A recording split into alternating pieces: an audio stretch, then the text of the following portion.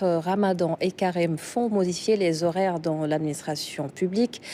Des réaménagements sont donc notés pour alléger le jeûne aux travailleurs, avec notamment des modalités qui diffèrent selon les administrations. Voici le reportage de Mami Mengenau.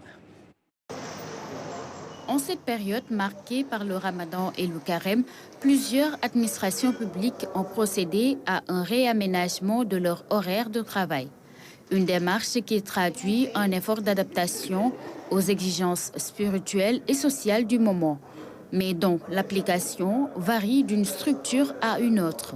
À la Poste, une note interne a été adressée au personnel. Elle autorise les femmes à quitter le service à 15 heures durant cette période, tandis que les hommes maintiennent l'horaire habituel fixé à 17 heures. Nous faisons un travail de service public. Donc, comme le cas de Dakar Médina, la majeure partie du personnel, c'est un personnel féminin. Donc, moi, à mon niveau, j'ai essayé de voir avec les collègues comment faire un réaménagement à telle enseigne que les usagers puissent être satisfaits par rapport à ce que nous donnons comme service. Une mesure qui se veut accommodante, notamment au regard des charges familiales accrues en période de jeûne. Les mois de Ramadan, les femmes, presque toutes les femmes, sont des femmes au foyer. On s'organise de telle sorte que le service se passe très bien.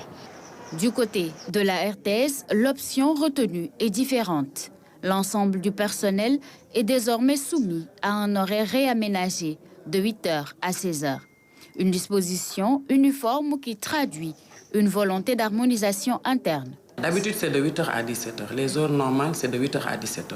Mais pendant le Ramadan, on a un peu allégé jusqu'à 16h pour permettre aux agents d'aller chez eux à temps pour préparer le dogo.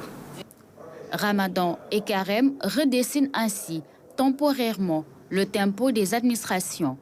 Entre harmonisation collective et mesures ciblées, le service public ajuste son rythme au souffle spirituel du moment.